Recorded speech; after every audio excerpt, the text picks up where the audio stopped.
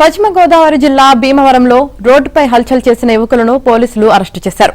బస్సులో వెళ్తున్న నారాయణ కాలేజీ విద్యార్థిపై దాడి చేశారనే ఆరోపణలపై ముగ్గురు ఆకతాయిలను గుర్తించి అరెస్టు చేశారు.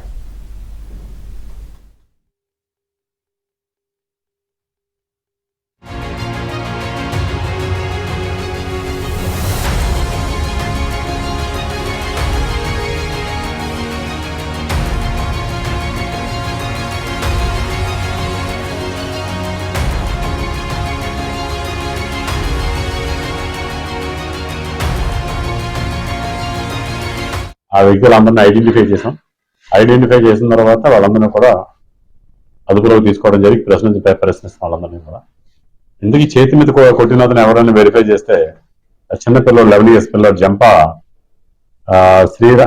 మారుతి శ్రీరామ్ అని 11 years బాయ్ సరదాగా జాతరకు వెళ్తూ తిరిగి చేయి బయటకు వస్తే దాన్ని తట్టాడు వెళ్ళి.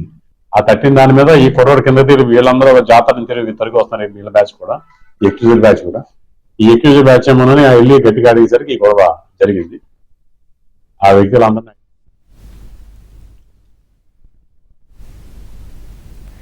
పశ్చిమ గోదావరి జిల్లా భీమవరంలో రోడ్డుపై హల్చల్ చేసిన యువకులను పోలీసులు అరెస్టు చేశారు. ఇక ఇదే అంశానికి సంబంధించి పూర్తి సమాచారం మా ప్రతినిధి రాంబాబు అందిస్తారు. రాంబాబు, మొన్న భీమవరంలోని కాలేజీ విద్యార్థిని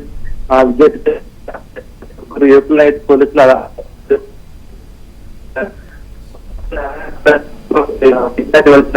విద్యార్థి చేయి బయట ఉంది. ఆ బయట సమయంలో కొంతమంది ఆకతాయిలు మద్యం మాత్రమే ఆ చేతి వెళ్తారు. దాంతో ఆ విద్యార్థి బయటకు వచ్చి ఆ ఆకతాయిలు మద్యం మాత్రం ఆ విద్యార్థిని దాడి చేశారు. దాంతో ఆ విద్యార్థి మళ్ళీ తిరిగి బస్సులోకి వెళ్ళిపోయాడు. ఆ తర్వాత ఎవరైతే దాడి పోయాడో ఆ విద్యార్థి మళ్ళీ పోలీసులు ఫిర్యాదు చేశారు. వెంటనే పోలీసులు స్పందించి ఎవరైతే రోడ్డు మీద ఆకతాయిలు దాడి చేశారో ఆ ఐదుగురు అదుపులో తెస్తూ వారి మీద కేసు నమోదు చేశారు. మొత్తం మీద అయితే ఈ సంఘటన అయితే మొన్న భీమవరంలో సంచలనం సృష్టించింది. Yamini. Right, thank you Rambabu.